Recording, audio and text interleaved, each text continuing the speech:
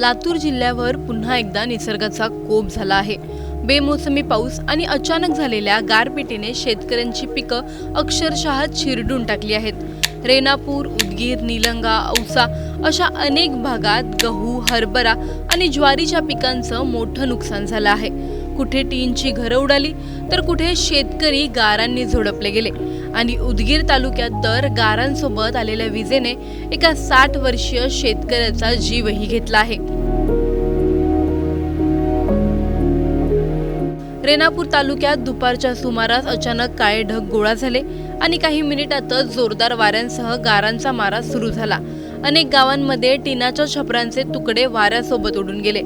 गहू, हरभरा आणि ज्वारीची पिकं मोठ्या प्रमाणात दबली, मोडली आणि आडवी पडली आहेत। या पिकांवरच हजारो शेतकऱ्यांचं संपूर्ण वर्ष अवलंबून होतं। उदगीर तालुक्यातील वायगाव गावात तर अजूनच मोठी शोकांतिका घडली।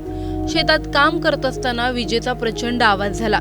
क्षणात सर्व संपलं। 60 वर्षीय शेतकऱ्याचा जागीच मृत्यू झाला। कुटुंब कोसळलं, गाव गप्प झालं आणि आधारांचा आधारच निघून गेला।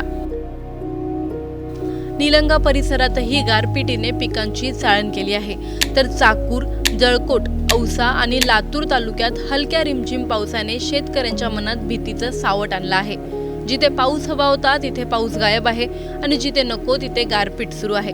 सध्या मोठ्या नुकसानीचा तपशील समोर आला नाही, मात्र पंचनामा सुरू आहे। तहसीलदार आणि आपत्ती व्यवस्थापन पथके आधीच गावोगावी पोहोचली आहेत। प्रशासन सतर्क आहे, पण शेतकऱ्यांच्या चेहऱ्यावरचं भय काही कमी होत नाहीये। निसर्गाचा हा अचानक बदल, हा असह्य तडाखा, हे तुटलेले संसार, मंदावलेली शेती। प्रश्न फक्त एवढाच, हा संघर्ष शेतकरी आणखी किती दिवस झेलणार? तुम्हाला या प्रकरणी काय वाटतं? आम्हाला कमेंटमध्ये नक्की कळवा आणि व्हिडिओ आवडल्यास लाईक, शेअर करायला विसरू नका। तसंच अशा नवनवीन अपडेट्ससाठी टाइम्स नाऊ मराठीला नक्की फॉलो करा।